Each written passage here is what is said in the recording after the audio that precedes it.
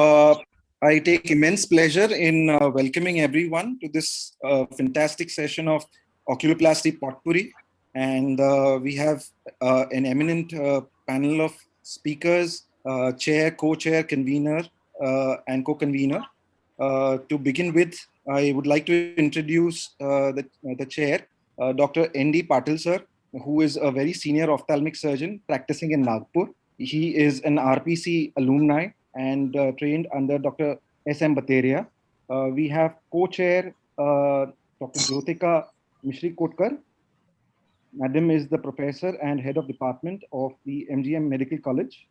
Madam is extremely active academically and has raised the bar of residency programs.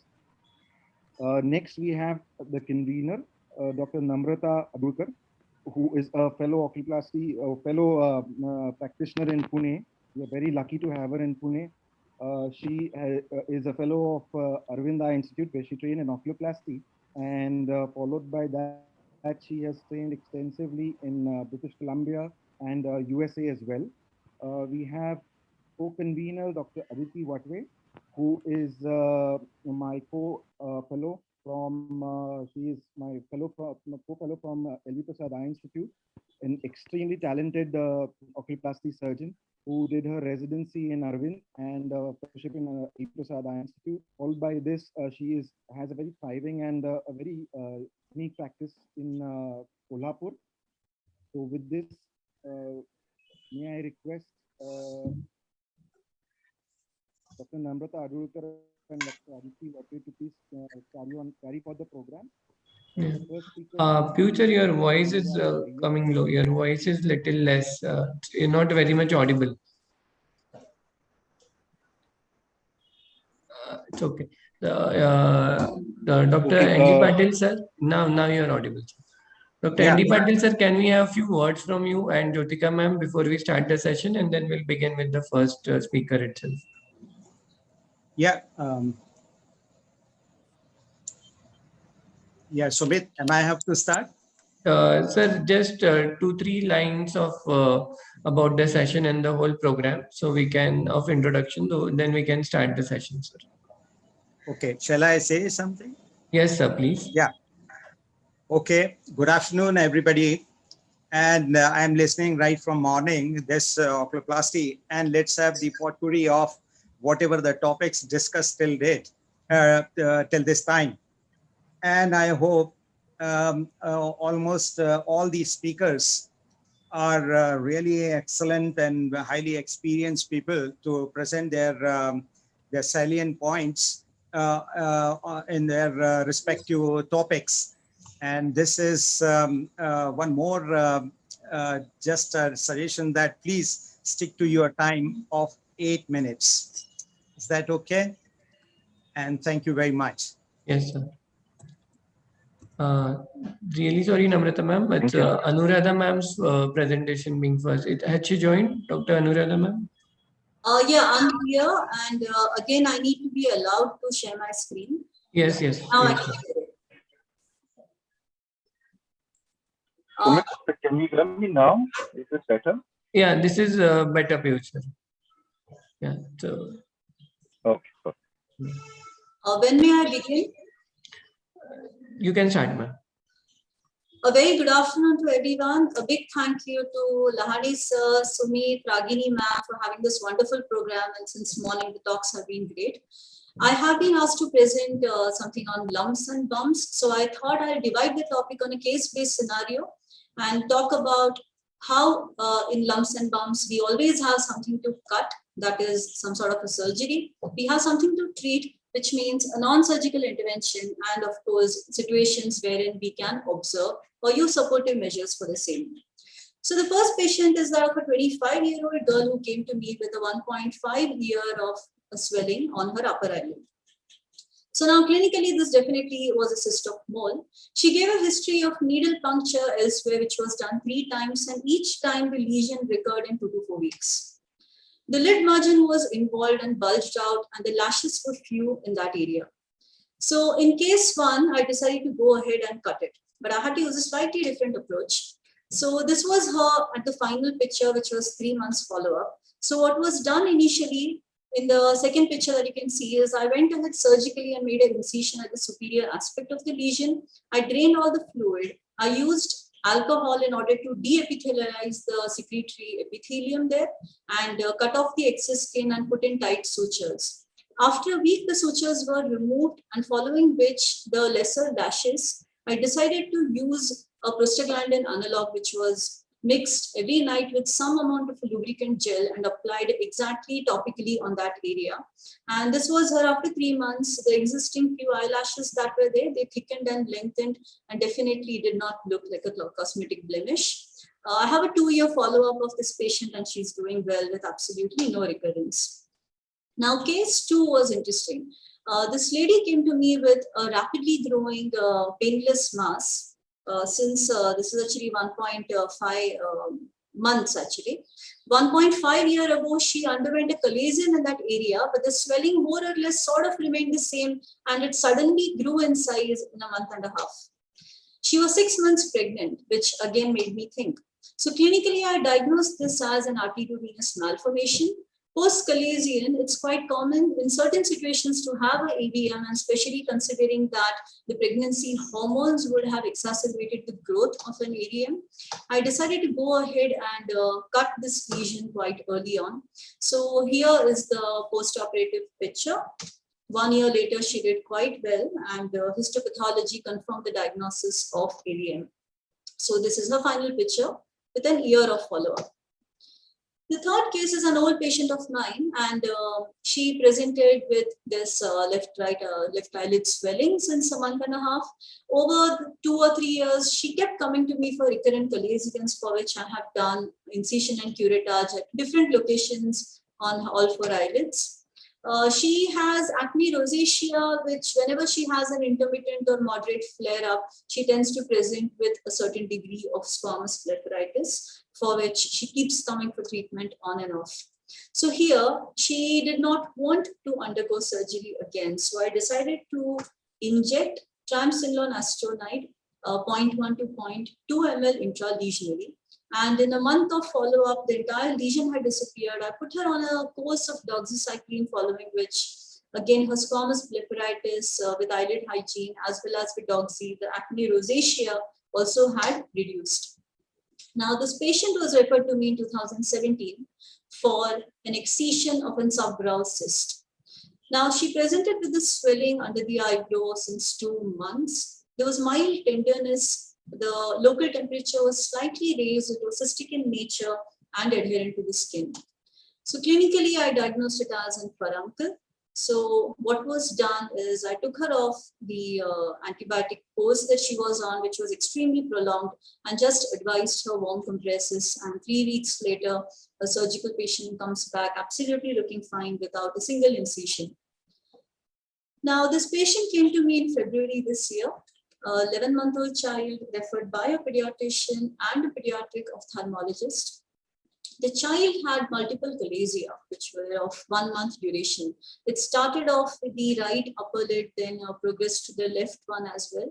So the child had already been on 3 courses of oral antibiotics. So on examination, there was small to moderate sized multiple chalazion on all 4 eyelids and 1 resolving hordeolum internum in the right lower eyelid. The anterior segment examination otherwise was fine, no blepharitis, no congestion. There were no known allergies, and the parents did not notice any eye rubbing in the child. I decided to further prod into the history and plan observation. So on further prodding of the history, I discovered that the mother had gestational diabetes and she had not checked her blood sugars. She was still feeding the child. And on again asking her in detail, she did complain of mild watering in both eyes every now and then. So I investigated the child and mother both with their CBC and sugar levels and found them to be normal. I again had to go back into the history and speak to the other relatives, and I found that there were a lot of relatives coming to the house during this period and to see the child. And quite often they would have a lot of interaction with the child, with pulling their cheeks, etc. A new maid was in the house and she would clean the whole house before giving the child a bath. So some of those things were changed. The maid was asked to bathe the child before cleaning the house. All the relatives were asked not to touch the face of the child. And a mild course of topical steroids I started because I suspected some sort of subtle underlying allergy in view of the mild watering, and warm compresses twice a day. Following which, in 3 weeks, the left upper and lower eyelid had completely normalized. The right medial chalazion had disappeared, lateral one had significantly reduced, and the hordeolum was also on the verge of disappearing. So every time we see a lump and bump in the clinic, which is one of the most common oculoplasty conditions that general ophthalmologists would come across in the OPD, you always try to think whether this is something I need to cut, whether this is something that can be treated, like a simple pyogenic granuloma, smaller in size, especially in pediatric children. It can always be treated with an antibiotic steroid ointment. Whether it is something to observe, like a small capillary hemangioma, a nevus, which is in growing. Further, there are certain life-saving pointers as a general practitioner you can do. Whenever you see an eyelid lesion, simply evert the eyelid. You never know which lesion is a hidden underlying cancer. Do not be fooled by the age of the patient. You can have a young patient running around from one doctor to the other, getting treated as an lid abscess or infection, which could actually be an underlying sebaceous gland carcinoma, as Dr. Aditi will further explain in her talk. Any lesion which has some underlying ulceration which is present since very long is basal cell carcinoma. And we have one more brilliant talk coming in regarding basal cell carcinoma right ahead. So to summarize, I would say that in eyelid lumps and bumps, you cut whenever there is a precancerous or cancerous lesion, fast growing masses, large cyst, unusual off-looking lesion, a tissue for biopsy when you need to obtain a foreign body granuloma. You treat with conservative measures, small to medium chalazions, or with steroid injections, hordeolums, and small pyogenic granuloma. You observe stationary benign lesions and cysts, and small chalazions and furuncles. So a detailed assessment of history, systemic illness, clinical factors, local parameters, and lifestyle changes. Anticipate rare presentations of common lesions, as also remember the common presentations of uncommon lesions. And the most important thing that you could do, especially with the good camera phones that you have, if you do not have a DSLR, is photographic documentation at each visit, because patient memory tends to be very short, and you also can learn from your previous cases and have enough documentation of all patients. Thank you so much. I hope that helped. Thank you very much.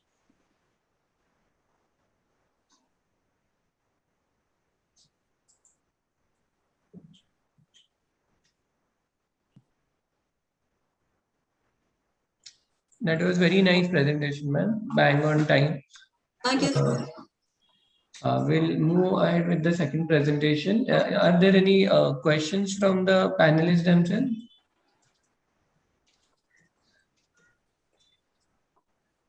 Okay, ma'am, one question from my side, Anuradha ma'am.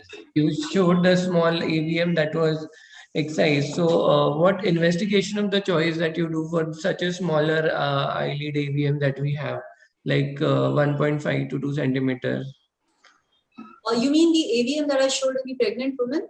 Yes, yes, yes. The pregnant woman, I didn't investigate her further. Of course, I mean, I had done her blood workup, but knowing the fact that she underwent a chalazion prior to the development of this, a chalazion is a perfect ground for formation of AVMs whenever it is incompletely removed. You have the venules, you have the capillaries and arterioles open. So then again, the hormones of pregnancy just allow it to mushroom up, to the level that it did. So I did not feel the need for any further investigation, as I was quite certain of the clinical diagnosis. And histopathology again confirmed it. And she's doing absolutely fine. I did ask her about any petechiae, etc. on the skin, any bleeding tendencies, and she had none. Okay. Thank you, ma'am. Thank you so much. Now we'll go ahead with the second talk by Dr. Aditi Vatve on the sebaceous gland carcinoma. Be aware of the massacres. Over to you, ma'am. Yes, thank you. Am I audible and is the screen visible? Very much. Yes, thank you. First of all, I would like to thank all the office bearers of BOA and MOS, as well as the coordinators of this symposium for giving me the opportunity. We'll be discussing about sebaceous gland carcinoma, which is the most common eyelid malignancy in Asian Indian population. It is considered among the most lethal because of its aggressive local behavior and tendency for loco-regional metastasis and to the distant organs. It is generally considered a disease of elderly, but prior irradiation definitely has increased risk of this condition. So common clinical features with which this actually presents are solitary eyelid nodule. It has specific, the cells have specific affinity for the inflammatory cells. So diffuse pseudo-inflammatory disease is another feature. Otherwise, it can present as pedunculated lesion, caruncular mass, or extensive disease when the disease is not treated in time. These are different clinical differential diagnosis. Will come to most of these as we discuss few cases. So in general, when do we actually suspect presence of sebaceous gland carcinoma? I'll be addressing it as SGC. So in any lid mass, first is rounding of lid margins. Another is loss of lashes, telangiectasia, and effacement of meibomian gland orifices. These are four important features which are generally present in most of the sebaceous gland carcinoma cases. It can present as a lid mass, which is the most common presentation. Even the lid mass can have different morphologies. Sometimes, like in this patient had actually presented just as irritation of right eye on specific ocular examination and on eversion. This was the lesion which was actually noticed with rounding of lid margins, effacement of meibomian gland orifices. There was not much of loss of lashes, but rest of the things were pointing it towards SGC. So the patient underwent surgery and the histopathologically it was confirmed. If the disease is actually diagnosed in this at this point of time, even a minimally extensive surgery can have a very good cosmetic outcome, and the chances of metastasis is like really low.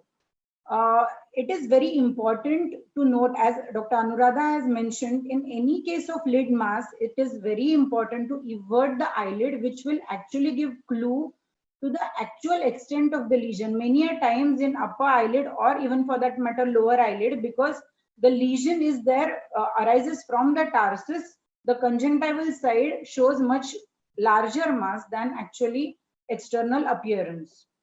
Many times patients actually present as a case of chalazion.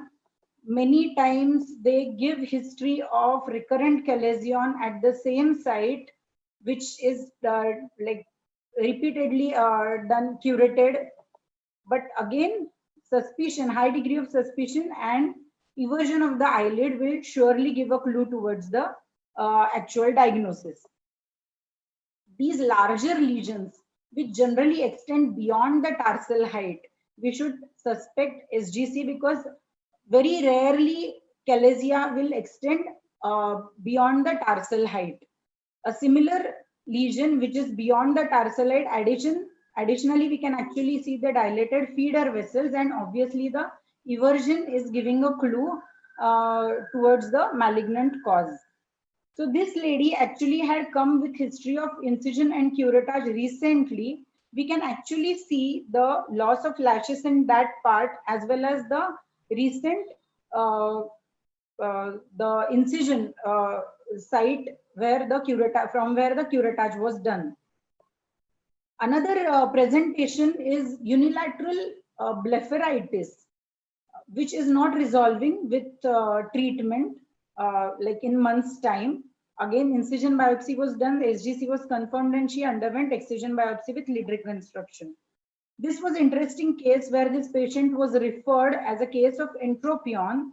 She had undergone multiple laser treatments for laser lash removal because she had corneal issues because of the misdirected lashes. But on examination, the tarsus and lid margin was not looking healthy.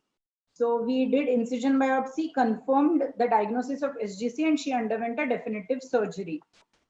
In any case with lid mass along with unilateral blepharoconjunctivitis, it is very important to rule out extensive pagetoid spread of the disease. So In this case, map biopsy has a role where we take small biopsies from 17 different places, which includes 3 from each tarsal conjunctiva, 3 from each polynesial conjunctiva, 4 from the bulbar conjunctiva, and 1 from the caruncular side. Extensive disease can be there, which can extend in the orbit.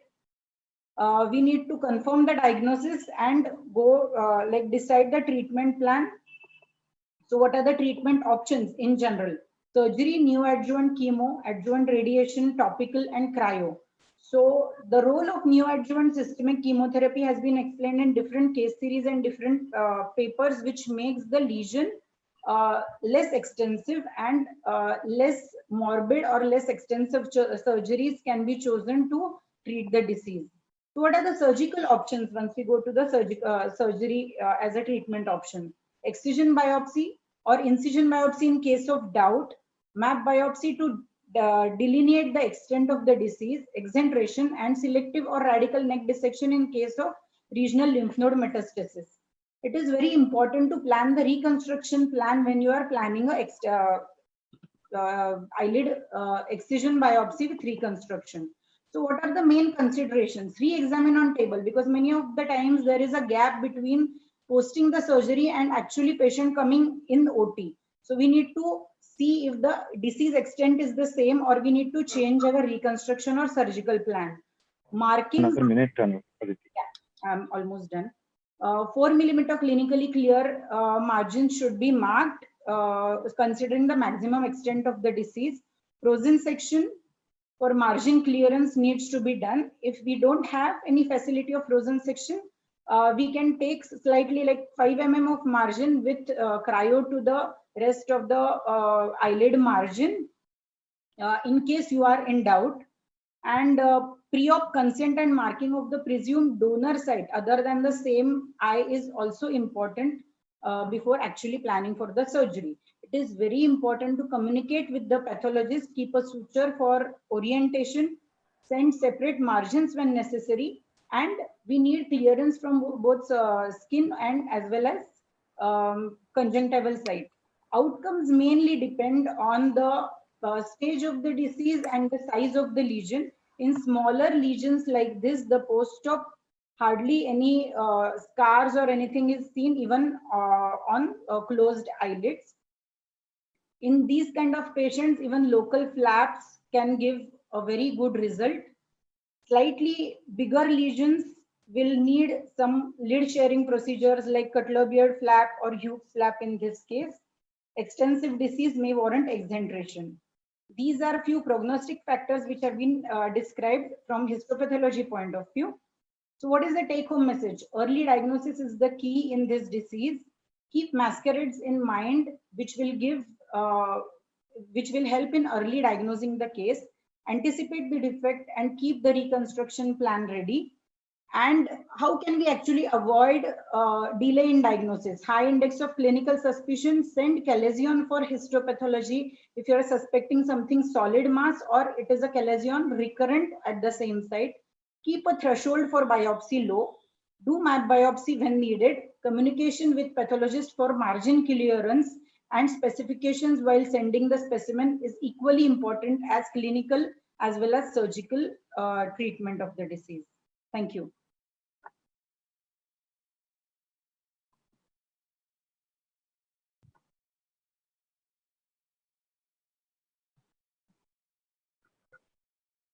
Thank you, Dr. Aditi, for this wonderful presentation. We move on to the next talk by Dr. Shubha Zabar on basal cell carcinoma of the eyelid. Madam, can you share your slides, please?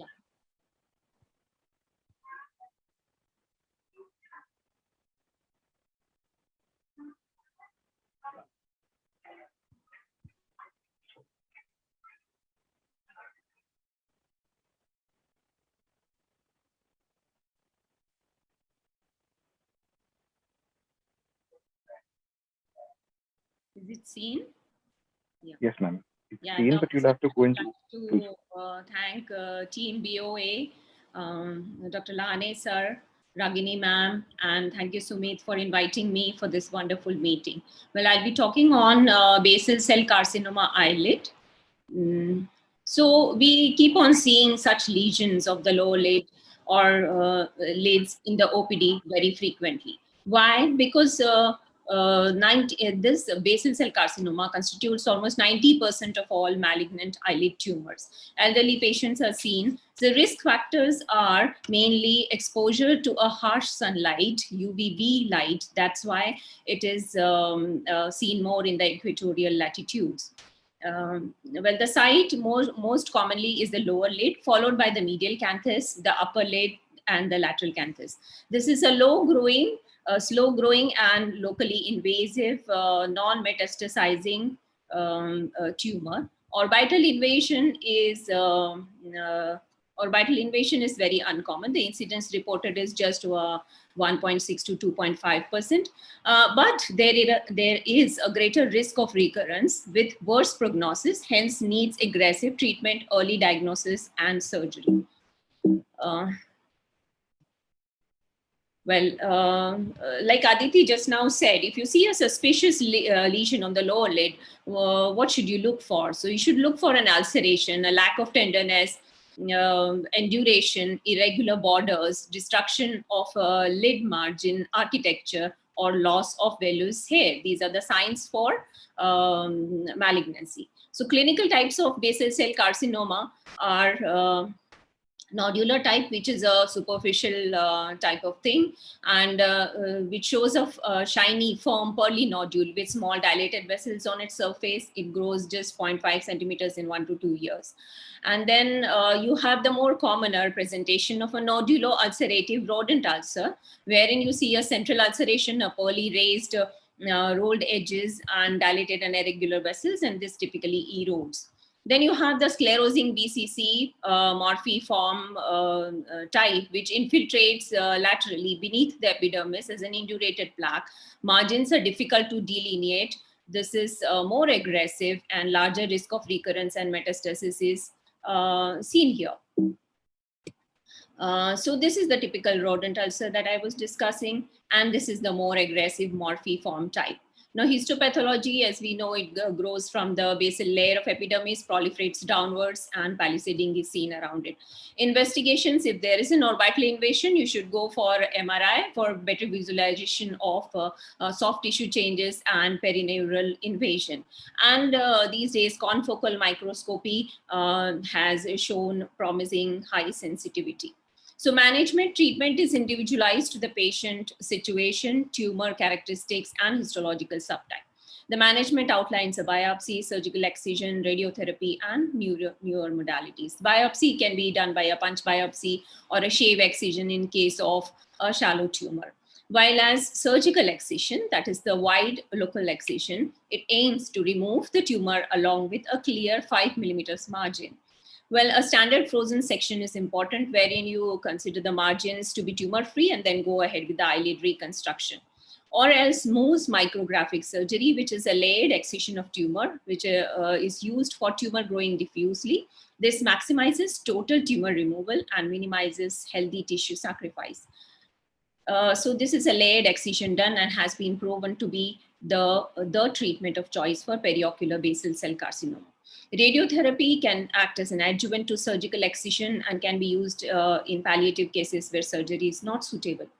Now, eyelid reconstruction. This should be carefully considered as both function and aesthetic outcome in patients are important after clear excision of tumors. This depends on the extent of tissue removal, site, and the size of the mass. Small defects can be closed directly, or cantholysis can be used to mobilize the tissue. Moderate defects up to half of the lid will need Tenzel flap. Larger defects over half of the lid will need a Hughes tarsoconjunctival flap or a Cutler-Beard bridge flap, and Mustardi's cheek rotation flap in cases where there is more tissue loss. So So follow-up is important, has to be extended in case of infiltrative morphiform forms. Orbital invasion is uncommon, but exentration is considered in case of extensive orbital invasion and high-risk aggressive infiltrative type of tumors. Now, this was a case which showed a very large mass going on since 10 years involving the upper lid, the medial canthus, and the lower lid, and the eyeball was fixed here with no PL vision. So we went ahead with an exenteration for such a case. Now, newer modalities available are vismodegib and imiquimod. Now, vismodegib is a hedgehog pathway inhibitor used to treat basal cell Nevis syndrome and locally advanced or metastatic basal cell carcinomas, or in relapses to reduce the size of the tumor. Imiquimod shows promising results in lesions less than 10 millimeters, wherein this immunomodulator 5% cream is used for nodular BCCs, and my skin colleagues have been using with good results. Now, this case, as I told you, we went ahead with a surgery, wide local excision with 5 millimeters margins were excised, and a tensile flap was raised for this lower lid reconstruction, which gave good results. Another case with a bit of a larger lesion with a very typical rolled out edges and a central ulceration. So once this was near the lateral margin of the lower lid, and once this tumor was removed, we saw that more than half of the lid was sacrificed. And so we went ahead with a cheek rotation flap with very good results. Another difficult case at a site at the tumor at a difficult site that is near the lateral canthus, wherein we raised some temporal rotation flaps and then she was treated. Another larger lesion, this was also growing on since 8 years near the lateral canthus, and quite a big thing, 3 by 3 centimeters triangular thing. Again, this was removed with a wide local excision, and we went in for a Mustardi's cheek rotation flap with quite good result. This is another very large mass. Now, this was since 10 years involving the upper and lower lids, the lateral parts, the lateral canthus, and the inferior fornix. Again, this she had good vision, so she had almost 660 vision here. So we saved her by doing a Mustardi cheek rotation flap, and she went on well. And I never knew such patients can treat their posture, because once she came with that lesion, she was all bent 90 degrees, and with the first follow-up, she was just erect. 1 minute, ma'am. Another very large mass, and you could see all the upper lid, lower lid, inferior fornix. Again, she had a vision of 660, and so we went ahead with a very big, cheek rotation flap and a glabellar flap to treat. And the whole lid was reconstructed nicely, but we lost this patient for her kidney ailment almost 2 months later. So as I tell you, the cure rate is almost 95%, hence early diagnosis and a very well-designed surgery will save you. Thank you so much.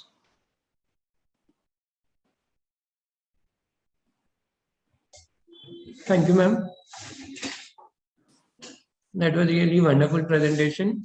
And in last 3 talks, we have covered the major massacre rates of the eyelids, from the benign to malignant to basal cell to the sebaceous gland carcinoma. Now we'll come to more benign lesions, and the next talk is by is ptosis evaluation by Dr. Sneha Shinde. Ma'am, you are here? Yes, sir. Can you please share your screen? Yes, sir. Yes, sir. So, is my screen seen? No, not yet.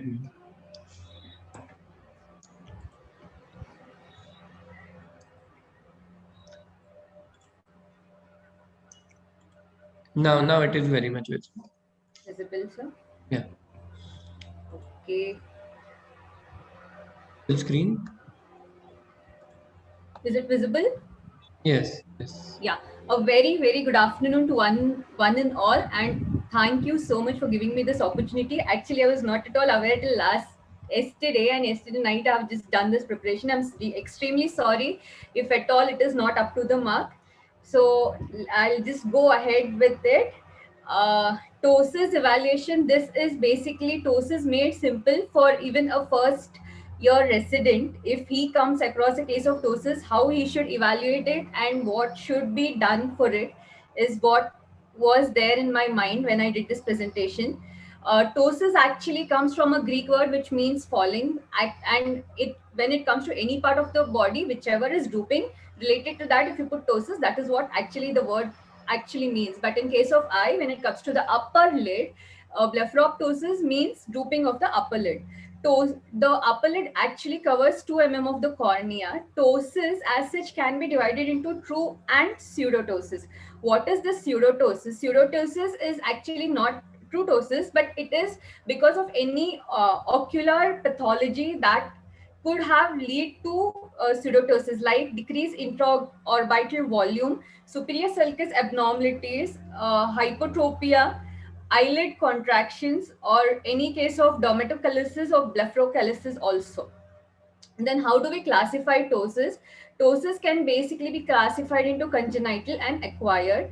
Congenital ptosis is further classified into simple and complicated, and acquired is further categorized into neurogenic, myogenic, aponeurotic, mechanical, and traumatic. Complicated ptosis is when a congenital simple ptosis is associated with other ocular motility anomalies, or it can be associated with blepharophimosis syndrome, can be associated with Marcus-Gunn jaw winking, or misdirected third nerve ptosis also. Then the main thing, as we all know, clinicians, history taking is of utmost importance in a case of ptosis. Half of your things are ruled out here itself. The age of onset of the ptosis is very much important, whether it is congenital or acquired, whether it is present at birth or it was seen later. Duration, since how long it is there, whether it is unilateral or bilateral, any aggravating or relieving factors, any family history of ptosis. Every point that we ask here has a relevance, like family history of ptosis, because we are concerned with blepharophimosis syndrome, whether there is any increasing, decreasing, or constant ptosis is there from the time it has been manifested, any fatigability, variability, diurnal variation in ptosis, is it associated with jaw movements, abnormal ocular movements, abnormal head posture, head injury. Other history, what is to be taken is trauma, previous surgery, any history of poisoning, any use of steroids, any reaction to anesthesia, history of diplopia or defective vision, and even squinting. Your previous photograph which the patient has is of great help to us, and also any other systemic abnormalities associated with it. Then that is about the history. Then we come to the examination part. Basically, we will cover it as the examination, what we do in all the other cases, and ptosis specific examination. So when it comes to the general examination, definitely vision. Vision is of most importance. Best corrected visual acuity to rule out amblyopia, because if the ptosis is in the visual axis, definitely after the correction also you should have explained to the patient that the vision might not be good because the patient already had amblyopia. So better explain to the patients before you take up any ptosis correction. Abnormal head posture, chin elevation, then cover test to rule out any squint again. Extraocular movements, very important to rule out any vertical strabismus if present. Pupillary reaction to rule out Horner's, and also pupil involving third nerve palsy. Corneal sensation and complete dry eye evaluation is important. Any case of severe dry eyes, better to avoid any ptosis surgery which can cause further damage to it, and then definitely fundus examination. Then coming to ptosis evaluation proper, these we will discuss in the future further points, but how it is seen is, first what you have to see is palpebral fissure height, MRD 1, 2, 3, LPS function, lid crease distance, Bell's phenomenon, Marcus jaw phenomenon, lag of thalamus, fatigability, variability, ice pack test, any Kogan twist sign, Herring's effect, phenylephrine test, and traction test. So basically the first important measurement that we do, before that we have to ask the patient to sit and see in primary gaze, and also we have to be at the same level as that of the patient, and only then start the examination. patient should, we should have a transparent scale with millimeter marking on it. And if possible, you yourself can shine the torch, or you can ask the assistant to assist you to shine the torch. So the first one, palpebral fissure height, this is seen in primary gaze, up gaze, as well as down gaze. This is the measurement actually from the central of the palpebral fissure height measured in primary gaze when the patient is looking straight and when the frontalis is blocked. This is normally about 9 to 11 mm vertically and 28 to 38 mm horizontally.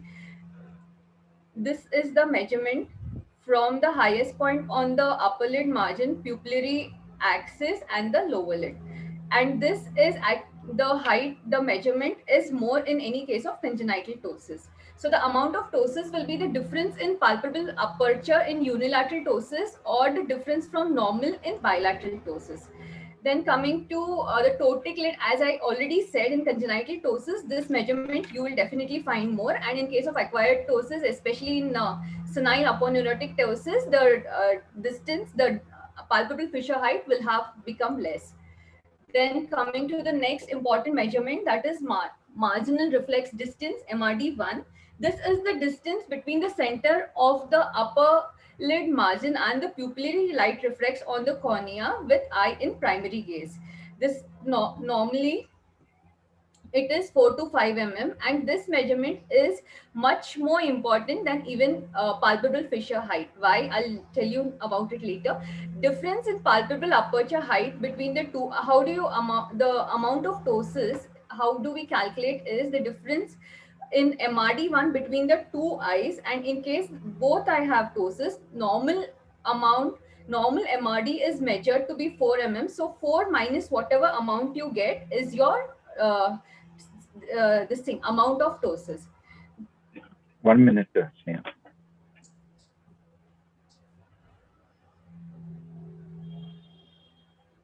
Hello? Yeah, you have 1 minute. Please carry on with the presentation. Your time is almost up, so you might maybe go a little faster. So can I go ahead? Neha, you Yes, have please go ahead. Yeah. Okay. MRD1 is positive if the light reflex is if the margin is above the light reflex, and MRD1 is negative if the margin is below the corneal reflex. So how is this calculated is if it is at the level of the pupillary reflex, then it is 0. Then if how much ever lid you have to elevate to measure it is the negative MRD that you get. So in this case, this is a negative MRD because you have to elevate this amount of lid to get the pupillary reflex. So how do we grade this is mild, moderate, and severe ptosis is mild ptosis is 2 mm, 3 mm, and 4 mm and more. Then, as I said, MRD1 is much more important than palpebral fissure height because in patients with inferior scleral show, the palpebral fissure height can be the same, but when you measure MRD, then you will make out the difference. There's also one more method called Beer's method. This is based on the upper lid in relation to the pupil. If upper border of the pupil is seen, it is mild. If it is middle, then it is moderate, and in severe, the lower border of the pupil is seen. Then MRD2 is nothing but the from the Dr. Sneha, you'll have to wind up, Dr. Sneha. We've overshot by 1 minute. Okay. Yeah, it's a potpourri, and I would request you to brief and the salient features to be told so that we can save that. That's it. This is the request. Okay. Fine, sir. The most important test would definitely be LPS action, which is seen with 3 methods: Burke's method, Puterman's method, and in child, how do we assess it is a totally different thing. LPS action is excellent. Yes, ma'am. Sneha, sorry to interrupt you, but our time is up. So can you just mention if most of the time we see congenital and aponeurotic ptosis. Can you just tell the audience 3 points by which you can decide which surgery is to be done and which is congenital, which is aponeurotic? If you just have to take 3 measurements. Yeah, firstly, the history. Basically, history-wise, if it is present since birth, definitely it has to be congenital and acquired. Next would be palpable fissure height in primary gaze and down gaze. And then you have to see the lid crease also if it is present or absent. Based on these 3, you will make out if it is acquired or congenital. Good, Sneha. Thank you so much. And levator action, I would add there. Okay. Thank you. Yeah, levator action, definitely. Yeah, we can go to the next talk. Dr. Milind Changole, are you there, sir? Hello. Yes, can we have Dr. Milind Changole on? He'll be speaking on mucormycosis and how to go about it. Hello. Good afternoon, everybody. Am I audible? You're audible, but we are yet to see your slides. Can you start your Yeah. screen share? Dr. Ma'am, Sneha, can you end your screen Yeah. share?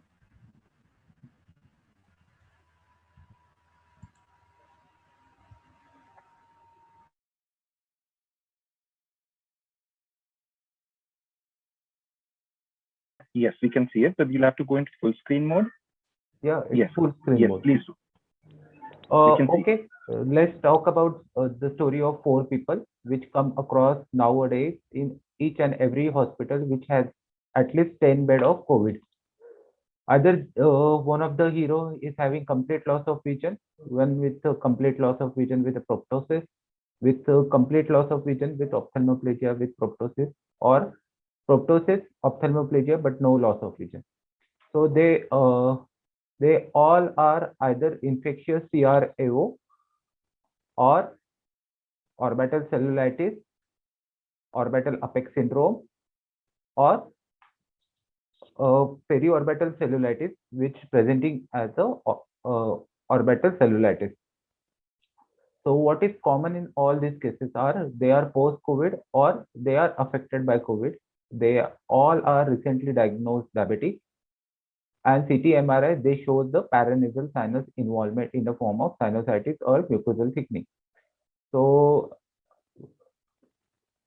3 months before, everyone was in worry. Now everyone knows that it's nothing but the mucormycosis. So this is the checkpoint I follow. I examine for visual acuity, ocular movement, pupillary reaction, proptosis, retropulsion test. That is, we push the globe behind and see for the resistance. And most important is the corneal sensation, which indirectly tells you about the disease extent in the posterior part of the orbit. And systemic, all are affected by hyperglycemia. So one should know the diabetic status. And most important is COVID status, CT score, amount of O2 requirement, and D-dimer level. Other systemic problem like kidney disease and liver disease, so that we can targeted our treatment and decrease the side effects. So diagnosis straightforward, and we always go ahead with the sinus debridement so that we get a tissue diagnosis and confirm our suspicious. As we are in endemic, this is not that important, but yeah, for a documentation and further management, you require a tissue diagnosis.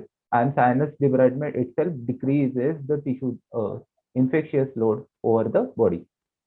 Then we have to start amphotericin B liposomal. We can start empirically also. It's either monotherapy or combination with the posaconazole. Of course, everyone is suffered with the COVID, so they have their financial breakdown, and this treatment itself costs a lot, and the availability is always a question, as everyone is suffering for. Most of the people are suffering from the mucormycosis. So surgical debridement remains the mainstay, as there are so many drawbacks for the medical treatment. So question arises, kya nikale? So we can remove the sinus which is affected. We have some, if the eye globe is involved, then we have to do exenteration depending upon that.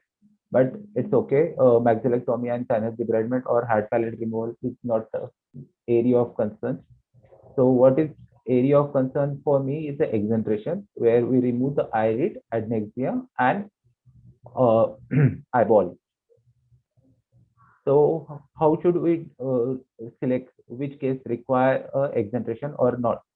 We can select it by doing imaging, or we can decide pre-operatively, intraoperatively during sinus debridement. And of course, we have to see the systemic condition also. So most important indication is significant orbital involvement, but it can be it can be done in different type of scenario, like if only the infectious CRAO present and orbital apex disease is present and not responding to the amphotericin B even after the sinus debridement, and disease show the progression, the exenteration is required. Otherwise, periorbital amphotericin also works, though I am not used that much, but reported are there. Like this case where there is a significant proptosis and retropulsion is positive, generally lead sparing exenteration nowadays is a treatment of choice if the skin is not involved. Like this fellow, the fourth one, where there is a sixth nerve palsy along with the seventh nerve palsy with mild proptosis. Though the vision was good, the disease was extensive in a form of extent from anterior to the skin to the infratemporal fossa and pterygoid place area. So, and the infraorbital and medial wall is also get affected with periorbital involvement. So, vision itself is not a criteria for the exenteration. So there is, for me as a working practitioner in a private practice, there is a trouble that there is no fixed team, as this mucor require a fixed team approach. There is no fixed setup, different strategies, a different type of protocol, and too many egos to handle. But being this is a blessing in disguise that we can help different people for to line up the same protocol, help out others who do not have or do not manage the mucor, do something extra to help others, and make an awareness among the staff wherever you operate, so that we can pick up the early disease. So in my learning in an institute, we used to do only a exenteration or lead sparing exenteration, that we take out the orbital content and leave the bone behind it, and don't enter into the either nasal cavity or maxillary sinus. But and this lead sparing exenteration we used to do.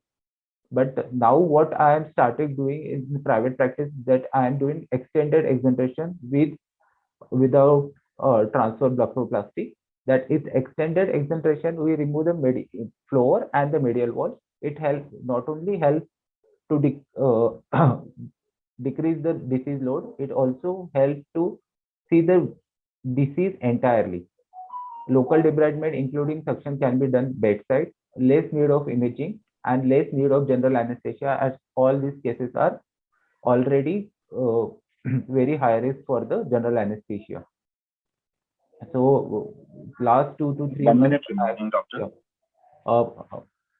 28 I did 28 exenteration of 5 patients. I have to deny surgery because of their excessive involvement. After exenteration, 5 patients went up into the stroke and 7 patients are lost. So it's very dreaded situation. But yeah, at the end, the smile is important. With patient always says that I am alive.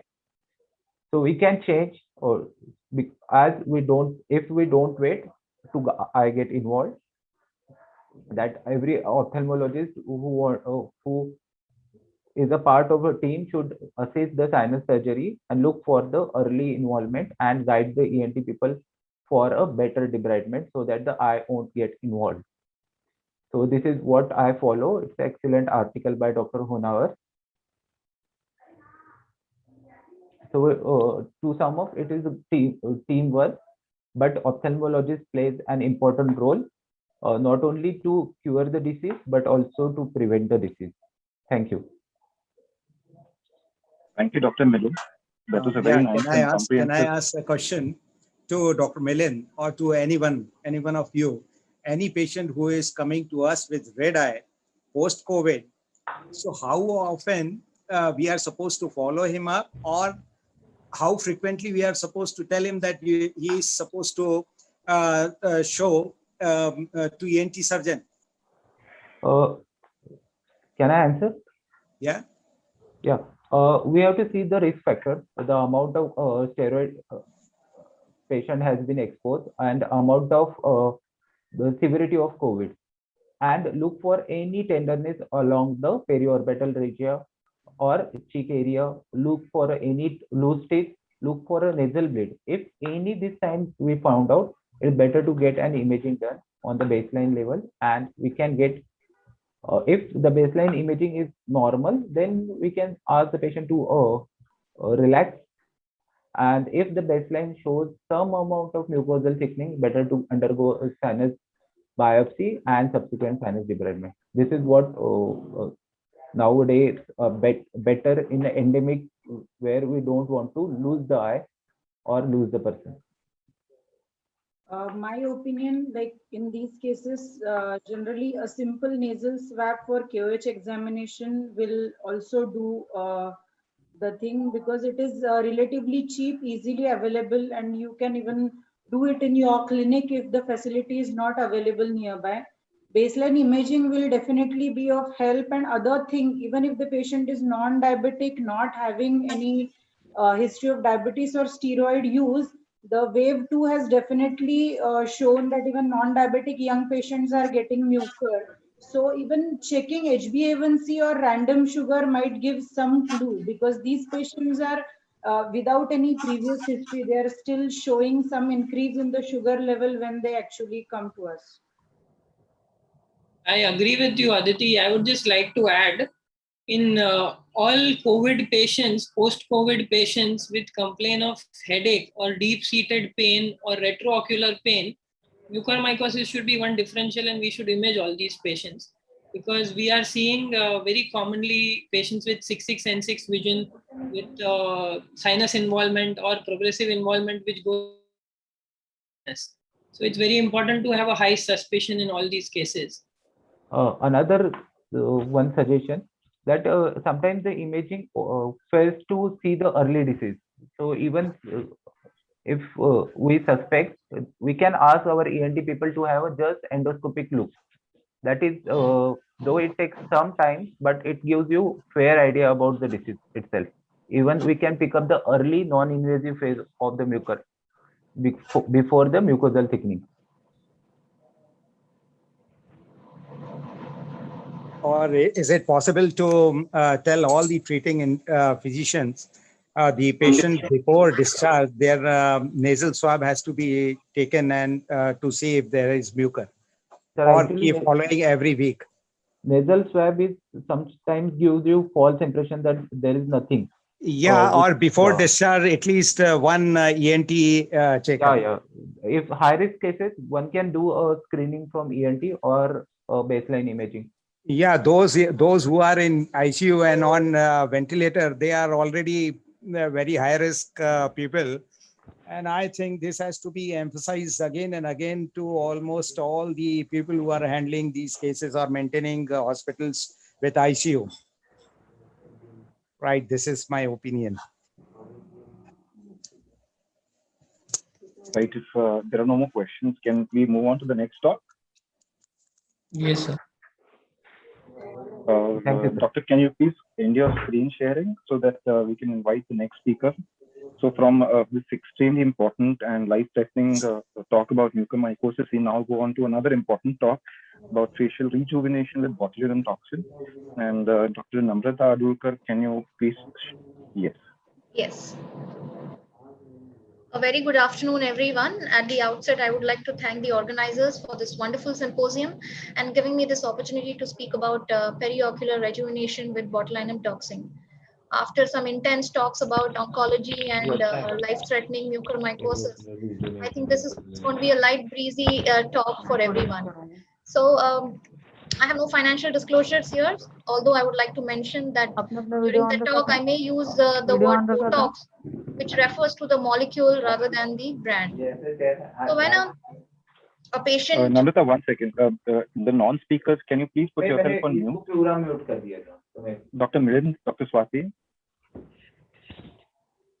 Please go on, Namrata. Yeah. So when a patient with cosmetic concerns enters my clinic, it is important to evaluate the patient as a whole, right? It's not just the problem areas that the patient is pointing to me. I would like to evaluate, I would like to go through a comprehensive aesthetic evaluation of the patient, which includes the quality of skin, signs of pigmentation, fine lines, volume loss, fat prolapse, mid-facial sagging or drooping, and so on and so forth. Always a good idea to check for history of prior treatments. It helps us to identify patients who have an appetite for cosmetic procedures, understand what they are expecting out of the treatments, and help better planning the procedure for us. Always look for history of bruising. A lot of our patients are in their 60s and are all invariably on certain antiplatelet drugs like aspirin, clopidogrel, or sometimes even warfarin. Especially it helps them to plan their social calendar better. Like if they're having a wedding or an important meeting to attend the next day, today is not a good idea for cosmetic procedures. Okay, so having a detailed conversation about patient expectations is very important. This not only helps us plan the goals of our treatment, but also goes a long way in establishing the patient-physician bond. And as we know, in cosmetic patients can be our lifelong clients. I always make it a point to explain the difference between static and dynamic wrinkles when patients show me their lines and rhytids. It's important to also tell them that this is a temporary procedure, as in the effect of Botox will kick in 3 to 5 days, but it will last only for about 3 to 4 months. And if you're lucky, maybe up to 6 months. As we all know, beauty is ongoing and ongoing effort, not just with Botox, but multiple other treatments. So really need to find out what the patient is expecting. Coming straight to the procedure, informed consent is mandatory in all patients. We always use a topical anesthetic cream, which is a combination of prelocaine and lidocaine, available as Prelox or Toplap, supplied for at least 20 minutes prior to the injection. In some patients who are more prone to bruising, I like to give ice application, which helps with vasoconstriction and minimizes bruising post-procedure. While making the markings, ask the patient to animate and reanimate and exactly point out their concerns so that we are able to treat them better. Toxin reconstitution was already discussed in early part of the day, so we will go straight to the injection. Documentation, both maintaining a medical record as well as photographic documentation is extremely important in these patients. So these are some injection site record forms which are provided by a lot of companies, Allergan here. So here we can maintain a record of the treatment date, the site of injection, the amount that we have injected, which helps us keep tabs on how much was given and how we can improve the treatment on the follow-up. Variety of toxins are available in the market.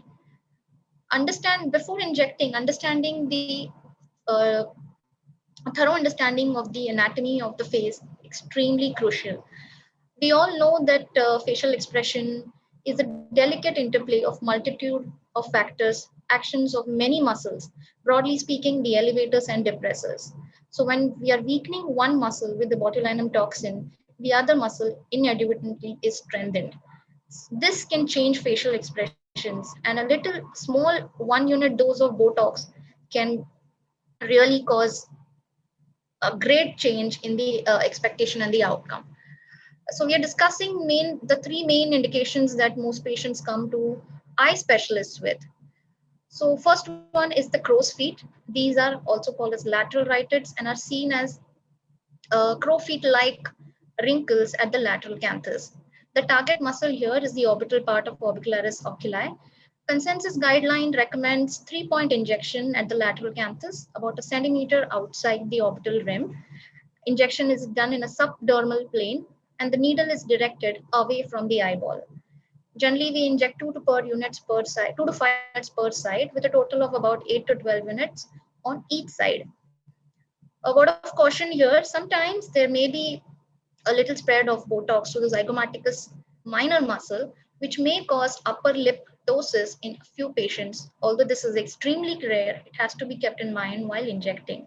Bruising is quite common, compared to the other sides of Botox injections when you're injecting with crow's feet. So these are certain patients which I have treated. Although we have a 3-point module of injection, there is no one rule that fits all. Like in any surgery, same goes with cosmetic surgeries. We can always customize treatments depending on what the patient complains. Another common complaint here, which patients come with, are forehead lines. Forehead lines are horizontal lines seen by contraction of the frontalis muscle. Frontalis, as we all know, is a vertical, strong elevator of the forehead and the eyebrow. So when the muscle contracts, it gives rise to horizontal lines, something like this. When we're injecting the forehead, the target muscle is frontalis, the level of injection is intradermal, and we give small doses in the 1 to 1.5 unit per side, as shown in this figure. Always stay about 2 centimeters above the eyebrow to prevent brow ptosis post-procedure. Also important not to forget the lateral part of the forehead while injecting, so that we don't end up with a Spock deformity. Always start with smaller doses, slower injections to help get a rejuvenated forehead rather than a frozen forehead. Trust me, no patient likes a frozen, expressionless face. So this is one patient that I had injected about 8 units, although he had pretty strong rhytids on his forehead. And as we see in the post-procedure pic, there are some static lines which the patient is not complaining. So had I made the forehead completely frozen, I'm sure he wouldn't have liked it. Coming to the next, glabellar lines. These are vertical lines which are seen between the eyebrows. The target muscle here is the procerus and the corrugator.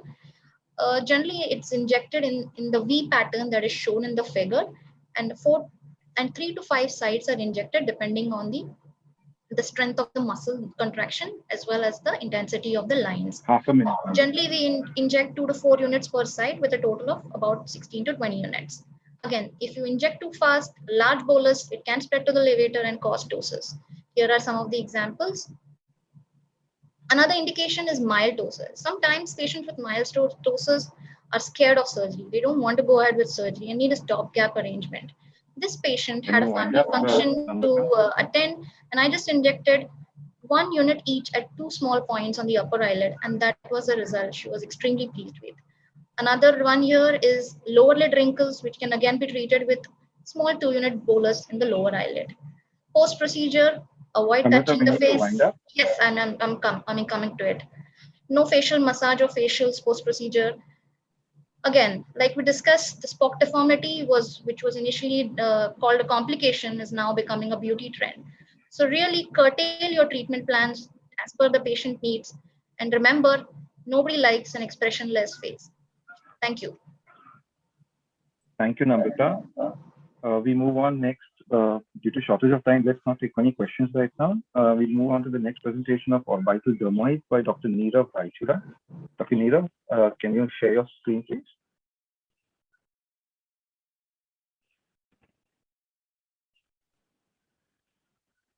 Is my screen visible? Yes, it's visible. Please do go ahead. All right. A very good afternoon to all my friends, colleagues, seniors, and mentors. I thank the organizers and BOA and MOS for giving me the opportunity to speak here today. I will be speaking on the topic of varied presentations of orbital dermoids and their management. I have no financial interest to disclose. Orbital dermoids are benign chorostomas that arise from sequestration of the ectoderm, which sequestrates into the mesodermal lining that eventually forms the bones. Thus, they are normally present near the bony suture lines. These are amongst the most common orbital tumors of childhood. Broadly speaking, orbital dermoids can be classified into superficial and deep lesions. Superficial dermoids are present anterior to the orbital septum and present early in life. They present as firm, non-tender mass tethered to the underlying periosteum. They do not cause ocular motility restriction or proptosis. Deep dermoids are present. Deep dermoids present relatively late and are present posterior to the orbital septum. They may or may not be palpable externally. They cause restriction of motility, proptosis, and dystropia. Dermoids can be further classified based on their anatomical location into juxtasutural, sutural, soft tissue, and intradiploid dermoids. Juxtasutural dermoids are present near the sutural lines of the bones. Sorry, juxtasutural dermoids are present near the sutural lines of the bones, and they may or may not be firmly adherent to the underlying bone. Sutural dermoids are firmly adherent to the underlying bone and have extensions into the sutural lines of the bones. The typical dumbbell-shaped dermoid is a sutural dermoid which extends on both sides of the lateral orbital rim. Soft tissue dermoids are present deep in the orbit and away from the bone, and occasionally they may present as intraconal lesions. Intradiploid dermoids are not true dermoids, but they are actually epidermoids as they lack the dermal appendages of dermoid on histopathology. The sutural and juxtasutural dermoids that are most common are the frontozygomatic area dermoids, followed by the maxillofrontal, and less commonly the sphenozygomatic area dermoids.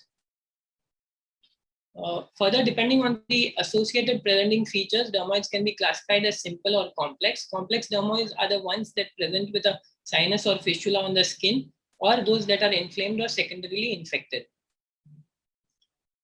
CT scan is the preferred choice of imaging modality in dermoids. On CT scan, dermoids appear as well-defined cystic lesions that have heterogeneous contents containing fat, fluid, and very occasionally they may contain calcification. Also, dermoids are generally long, they have a long presentation, hence they may cause remodeling of the bones adjacent to the dermoid. In MRI imaging, dermoids appear as hyperintense on T2 images and may be homogeneous or heterogeneous depending on the contents of the lesion. The surgical approach to a dermoid depends on its anatomical location, on complicating factors like inflammation, infection, or sinus tract, and the size of the lesion. Let us take a few typical and atypical examples of dermoids here. This young child has a typical internal angular dermoid, and this adult on the left has a typical external angular dermoid. Both these lesions can be easily approached via a upper lid skin crease incision, upper lid crease incision. It is very important here to note that most of these patients present to us because of the cosmetic blemish. So it is important to have a camouflaged incision at the lid crease rather than having such unsightly incisions. Having said that, it is very important to be careful not to damage the surrounding structures. As you can see in this internal angular dermoid, there was inadvertent injury during dissection, which caused damage to the upper canaliculus, which had to be repaired using a mini Honoka stent. Now, this was a very atypical case. This 46-year-old gentleman presented to me with a long-lasting proptosis that was progressing over the years. He had proptosis since the age of 18 years. On examination, he had a 6 millimeter proptosis with an inferior dystropia of the left eye. He had seen several doctors over the years, all of whom had suggested him surgical approach via a neurosurgical approach. So I advised imaging. On MRI imaging, we could see a well-defined irregular soft tissue lesion at the posterolateral and superior aspect of the orbit. The lesion seemed to be arising from the intradiploic space of the posterolateral orbital wall. And it seemed to have thinned out the bony orbital rim such that it was abutting the dura mater on the superior and the posterior aspect, and it was abutting the orbital structures on the inferior aspect. I decided to take up the patient via the orbital approach under neurosurgical backup. So we took a upper lid skin crease incision that was extended along the lateral orbital rim. The mass was reached via a periosteal incision that allowed us to raise the periosteum and reach the orbital mass. On the mass posteriorly at its junction with the zygomatico-frontal suture, there was inadvertent rupture of the lesion. From the ruptured lesion, the fluid and the contents were aspirated. Most of it was fluid and fat content. And the cyst wall was dissected all along the bone, remnant bone, and the orbital structures. Superiorly, we could see the dura on table. So superiorly, we did not disturb the cyst wall. To take care of that part of the cyst wall, we reconstructed bleomycin and placed bleomycin into the cavity for about 10 to 15 minutes during the surgery, after which the incision was closed. Bleomycin would act as a sclerosant and avoid recurrence. Pardon me? 1 minute. Yeah, I'll wind up soon. So bleomycin would act as a sclerosant and would prevent recurrence. You can see the effect here on table. This is the immediate post-operative picture on table. You can see that the proptosis is corrected. This is the same patient 3 months post-op. We can see that there is good cosmetic improvement. And the patient's vision was also normal, 6, and 6. So this is again a rare tumor, a rare presentation of orbital dermoid that presented to us with ptosis and monoocular elevation deficit. Post-surgery, the patient had relief in all the symptoms. Again, this is an atypical presentation with an infected dermoid cyst that had also caused erosion of the zygomatic bone. To conclude, orbital dermoids can have varied presentation. The surgical approach depends on the anatomical location, but upper lid skin crease incision suffices for most of these lesions. Complete surgical excision is the treatment of choice. Sclerosants can act as adjuvants or alternatives in unresectable cases. I acknowledge my friends and mentors. Thank you. Thank you very much, Dr. Neerav, for this fantastic talk. We move on quickly to the next and last talk by the talented Dr. Nupur Goel, who will be telling us, giving us 10 pointers of thyroid eye disease. So, Dr. Nupur? Yes, can you see my screen? Yes, we can see your screen. If you can go into full screen mode. Yeah, I'll try to wrap it up as quickly as possible. So at the outset, at the outset, a very heartfelt thanks to all the BOA, MOS office bearers, Dr. Sumit, Ragini ma'am, Lahane sir, Dr. Swapnesh, Dr. Preetham for giving me the opportunity to speak. So after beautiful potpourri of all these sessions, I now come to a very commonly encountered condition, thyroid eye disease, which we encounter very commonly in the clinic. I will try to go through the entire disease as 10 pointers. I'll be quick in that. So pointer number 1, Graves' disease is an autoimmune disease. It is a disease which is basically due to loss of immunological tolerance of TSH receptors, and it has myriad of presentations. So one of the, out of all the myriad of presentations, thyroid eye disease, also known by various names, is the most common manifestation, extrathyroid manifestation. However, the point to note is that not all patients of Graves' ophthalmopathy have Graves' hyperthyroidism and vice versa. So thyroid eye disease can be associated with hyperthyroidism, euthyroid, and as well as hypothyroid status. The next pointer is the pathogenesis, which we all are quite aware of. There is basically adipogenesis, increased deposition of glycosamine glycans. This leads to increase in the orbital soft tissue volume with high pressure within the inexpandable bony cavity and various clinical manifestations. As you can see in this, there is increase in the muscle volume, the fat content, there is thickening. So there is proptosis, which leads to all the congestive orbitopathy. So the clinical symptoms and signs, I will not elaborate. The fourth pointer, we all know lid retraction, the typical staring gaze, lateral flare. The main pointer that I would like everyone to take across is that always in your clinic, keep a lookout for eyelid retraction in routine checkups. If you come up with a patient with eyelid retraction, check for lid lag and down gaze, check for the extraocular movements, because that will be the only presentation of thyroid eye disease, and do request for a free T3, T4, TSH investigation, that you may actually, detect a thyroid eye disease or a underlying Graves hyperthyroidism in such patients. That may be the only presentation. So supporting this is a very good publication by Dr. Milind and Dr. Varshita, wherein 70% of the cases have been silent presenters. So coming to the sixth pointer, that every visit, these following examinations have to be done and have to be documented, which includes visual acuity, color vision, extraocular movements, pupil. So these are basically checking for the optic nerve function, because we know that one of the sight-threatening complications of a thyroid eye disease is a dysthyroid optic neuropathy, and that will change your management completely. Do a fundus evaluation, intraocular pressure checkup every visit. Also, photographic evaluation every visit would help in the proper documentation and evaluation of the disease. A point which I have not mentioned here is also always do a corneal staining, because we know that exposure keratopathy again is a sight-threatening complication of thyroid eye disease. So coming to the seventh pointer, this I will elaborate. So your thyroid eye disease, whenever you write the diagnosis, you have to document the activity and the severity. Now the activity can be timeline-wise activity and clinical activity, and both have to be documented. So this is the typical Rundle's curve that we all are aware of. The initial 6 to 24 months is the active phase, followed by the inactive phase. So you ask the patient since when the patient has been noticing the typical features of proptosis or eyelid retraction. Accordingly, you document your timeline-wise activity. If it's less than a year, the patient is timeline active. And if it's more than a year, then you can label it as timeline inactive. Clinically, you have this Moritz score. You can just take a snapshot of this for the thing. And then the clinical activity score, if it's more than 4, then it's clinically active. Is important. We'll come to but once we come to the management, I'll elaborate on that. Also document the severity with respect to mild, moderate or severe.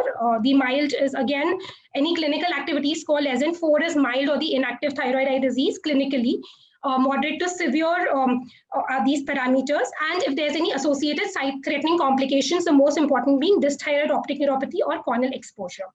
So the pointer number 8 is that typically for a mild thyroid eye disease where the clinical activity score is less than 4, the follow-up can be the first time the patient comes for a visit, you can call the patient 6 weeks after your first visit. And then every 3 months thereafter, keeping a watch of all the parameters that I've discussed above, documenting them at each and every visit. So coming to the ninth pointer, once you are sure that this is a thyroid eye disease, it's good to have a baseline imaging documented. And in this, the CT is the imaging of choice because it shows the enlarged extraocular muscles. Also, it gives a better delineation of the bony orbit.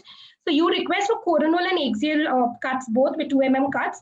So as you can see that on this axial cut, you can see there is a fat enlargement, there's increased black space and the typical tendon sparing muscle enlargement. So coming to the last pointer, the treatment. So the general treatment which remains same is that we know that smoking is the most important factor for a thyroid eye disease.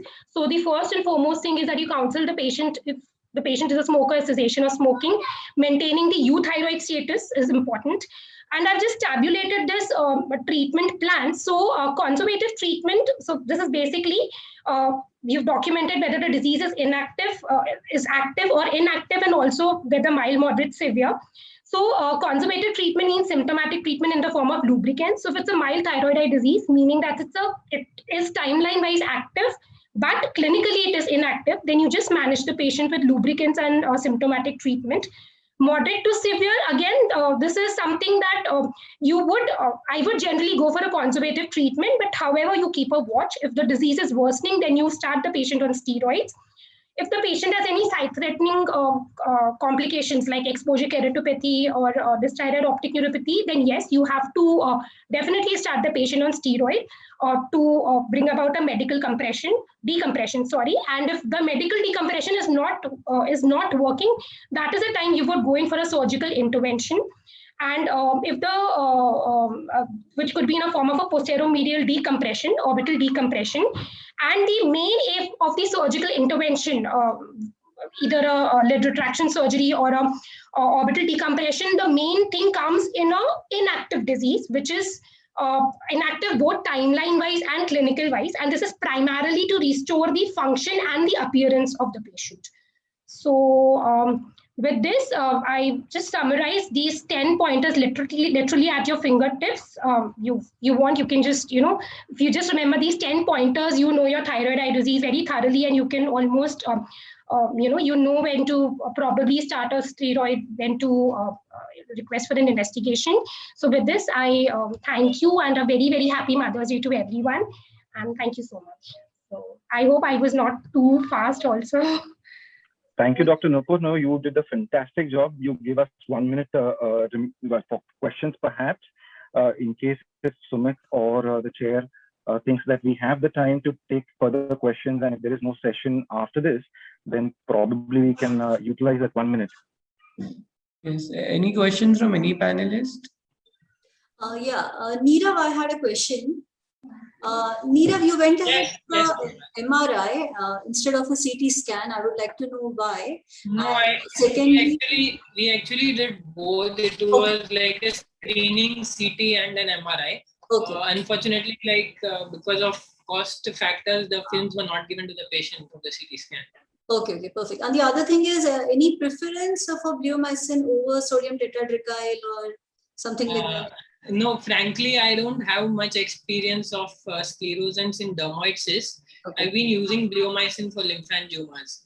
So I just extrapolated that and used bleomycin. I have never used otherwise any sclerosant for dermoids. Very interesting cases. That was the only reason, yeah. And the other reason probably was that, Dura was exposed. We didn't want to use something very harsh or something that would cause a lot of inflammation. Bleomycin is considered a little colder than the other sclerosants. So that was one of the reasons. Okay, thank you. I have one question for Namrata. Can I ask? Namrata, how often have you come across body dysmorphic disorder in your aesthetic practice? And do you do anything in particular to recognize these personality types? Because in the short OPD time that we have, it's hard to know. They can hide it well, don't you? Yes, I completely agree with you on this one. So counseling, and the more time you spend in the office with these patients, the more you understand their expectations, or rather their own perceptions of beauty, or their own perceptions about their own body. You see the red flags, and when you see those red flags, that they're obsessed, they kind of try to manipulate you into getting what they want out of you. More often I say no than I actually go ahead with the treatment. So recognizing these red flags is very, very important and crucial, because there have been a couple of times I've burnt my fingers injecting Botox into a patient, and then constantly facing the nagging time and again. And these patients get your contact number and then they don't stop calling you. So yes, you need to recognize them, but you do once in a while. You do see these patients, and better to say no right at the outset. Lovely, Namrata. We're very lucky that Professor Lahane sir is also there along with us right now. Good afternoon, sir. Good afternoon, sir. Good afternoon. Good afternoon. I was listening to your discussion, and I'm very happy that you all youngsters are doing very good oculoplastic surgery in ophthalmology. And really, I'm happy that I was hearing near about 3-4 presentation I heard. So very good it is. And Sumit is doing the same oculoplastic. So previously I was doing orbitotomies and ptosis and everything. So now from I think 2 years I have not seen a single patient. Also, whenever patient comes, I only one thing I do, refer to Sumit. So thank you everybody, all the speakers and all the. So if all the speakers would want to turn on their video, we can maybe take a screenshot with sir. We can take a picture with sir. So thank you very much, Piyush. Thank you very much. Thank you for coming and presenting your presentation here. I think BOA and MOS is thankful to you both. Thank you.